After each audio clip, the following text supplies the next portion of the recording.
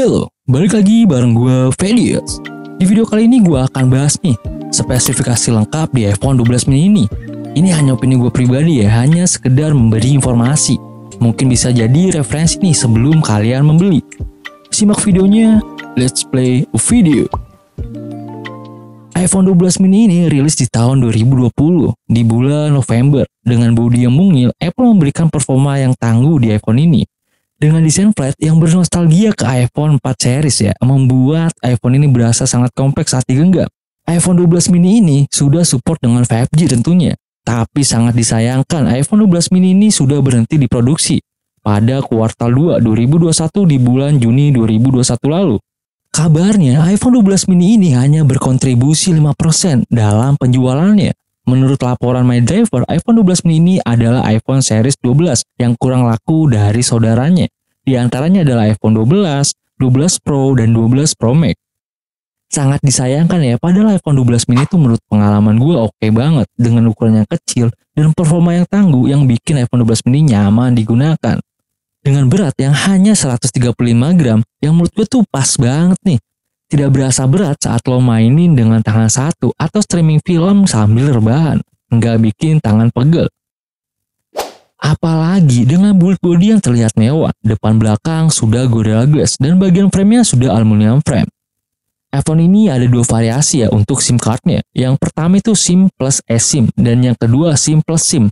Jadi dual SIM di iPhone itu sudah ada sejak series iPhone XR ke atas ya. Tapi sayangnya untuk iPhone resmi Indonesia tidak support dengan dual SIM. Yang memiliki fitur dual SIM itu adalah region daratan Tiongkok, Hong Kong, dan Macau. Yang sering kita temui dengan kode ZA/A. Untuk melihat kodenya ada di pengaturan pilih umum terus pilih mengenai. Ada di nomor model yang paling belakang. iPhone 12 mini ini sudah dibekali sertifikat IP68. Tapi saya sarankan nih tidak merendam iPhone kalian di air ya atau dibawa untuk berenang. Mungkin untuk cipratan air atau terkena air hujan akan tetap aman ya. Di spesifikasinya iPhone 12 mini tertulis tuna meter kurang lebih selama 30 menit. Selanjutnya kita bahas layarnya. Untuk displaynya sendiri, iPhone 12 mini ini sudah mengusung Super Retina XDR OLED yang sudah diadopsi dari iPhone 11 Pro. iPhone 12 mini ini juga sudah HDR dan Dolby Vision. Tentunya ketajaman layar udah nggak diraguin lagi nih. Dan bakal memberikan pengalaman yang berbeda saat kita menonton film dengan 625 nit dan 1200 pik. Nit itu sendiri adalah unit pengukuran yang menggambarkan seberapa terang televisi, smartphone, monitor komputer, layar laptop, atau jenis tampilan lainnya. Semakin tinggi jumlah unit, semakin cerah tampilannya. Sedangkan untuk lebar layarnya adalah 5,4 inci dengan 476 ppi dengan rasionya 85,1%. Untuk ppi itu sendiri adalah pixel per inci, jadi semakin besar ppi-nya dan semakin kecil lebar layarnya, maka ketajaman layarnya akan semakin bagus, gambar di layar akan terlihat lebih jelas. Layarnya juga sudah diproteksi dengan scratch resistant ceramic glass. Untuk OS-nya sendiri tentunya masih sangat bisa diandalkan ya. iPhone 12 mini ini akan selalu dapat update software terbaru, jadi buat jangka panjang masih sangat oke. Selanjutnya kita bahas prosesornya.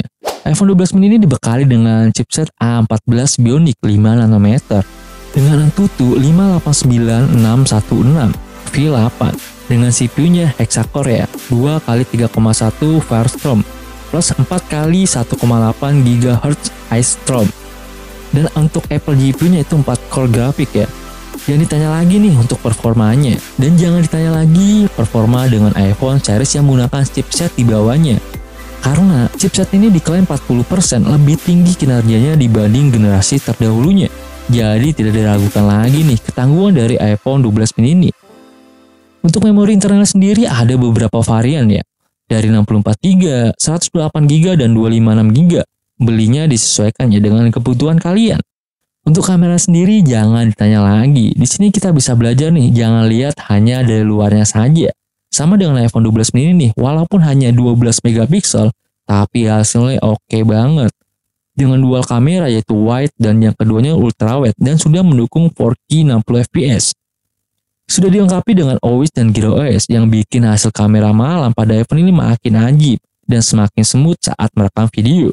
Dari pengalaman gue, pakai kamera iPhone 12 mini ini yang paling gue suka dalam mode potretnya pada iPhone 12 mini ini. Bisa dimaksimalkan nih sampai bukaan 1,4 sehingga nih hasilnya bikin makin bokeh. Kestabilan saat merekam video juga bagus, sangat smooth ya. Dan mode malamnya yang bisa diatur. Jadi nih iPhone 12 mini pilihan tepat nih buat kalian yang suka fotografi.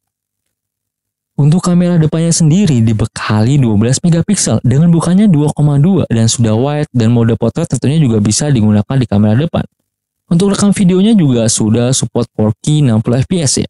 Untuk speakernya sendiri, iPhone 12 mini ini sudah stereo, tidak dibekali lubang audio jack 3,5 mm. Jadi lubang handset dan port chargernya jadi satu. Untuk suaranya sangat enak dan keras ya, yang rumornya itu iPhone 11 juga kalah dari iPhone 12 mini ini. Untuk Bluetooth-nya sendiri sudah 5.0. Bluetooth 5.0 ini sudah digunakan dari series 8 ke atas. Yang gue baca di beberapa artikel ada juga Bluetooth 5.1 dan 5.2 yang lebih banyak digunakan untuk perangkat audio seperti TWS, wireless, dan yang lainnya. Untuk fiturnya sendiri, iPhone 12 mini ini hanya dibekali dengan Face ID ya untuk keamanannya. Tapi yang paling menarik nih adalah membuka Face ID menggunakan masker. Tapi sayangnya fitur ini hanya ada di iPhone 12 dan yang lebih baru. Menurut gue fitur ini berguna banget ya dan bikin nggak ribet. Jadi kita nggak perlu ribet nih buka masker pas ada di luar. Semoga kedepannya bisa digunakan juga untuk iPhone 12 ke bawah yang sudah menggunakan Face ID. Untuk baterainya sendiri nih, iPhone 12 mini dibekali 2227 mAh. Jadi jangan terlalu berharap nih untuk baterainya. Dari pengalaman gua sendiri, sehari paling banyak gua ngecas 3 kali ya. Biasanya kisaran 2-3 lah tergantung pemakaian lo sendiri. iPhone ini sudah support dengan fast charging ya, dengan adaptor yang 20 watt. Yang diklaim 30 menit bisa mengisi 50%. Untuk gua sendiri biasanya gua nge-charger dari 10% atau 20%. Sampai full itu butuh waktu kisaran 50 menit sampai 60 menit. Itu tergantung ya keadaan iPhone saat di charger. Sebenarnya lebih bagus itu saat di charger itu pakai mode pesawat dan jangan dimainin. Karena dari pengalaman gua akan berasa panas nih kalau sambil lo mainin. Apalagi yang pakai case bakal lebih berasa panasnya.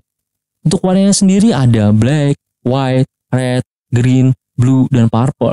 Ini untuk tes performanya ya. Untuk kantornya sendiri tuh 589.616V8. Kesimpulannya untuk performanya, untuk beberapa game yang gue coba dari Mobile Legends, Genshin Impact, dan Asphalt 9, semuanya masih sangat nyaman dan smooth ya. Dengan grafik rata kanan nih. Cuma emang lumayan pegel ya, karena mungkin layarnya agak kecil. Tapi nggak masalah sih buat yang emang suka main game tipis-tipis, tidak sampai berjam-jam ya. Menurut gue tuh masih oke banget. Dan untuk kameranya gue puas banget, tampilannya juga gue puas. Dan untuk layarnya gue juga puas, tajam dan enak banget dipakai. Jadi untuk kekurangannya itu cuma satu, kecil, mungil gitu. Jadi kalau buat kalian yang nggak suka yang kecil-kecil, kalian bisa ambil ke 12 Pro atau 12 Pro Max. Itu lebih disarankan ya. Kalau yang kecil ini tuh lebih enak digenggam ya, dan gak ribet ya pas lu mau keluar, nggak perlu bawa tas-tas kecil lah. Kalau buat kalian nih yang suka keluar tapi emang males buat bawa tas, HP ini cocok buat kalian nih.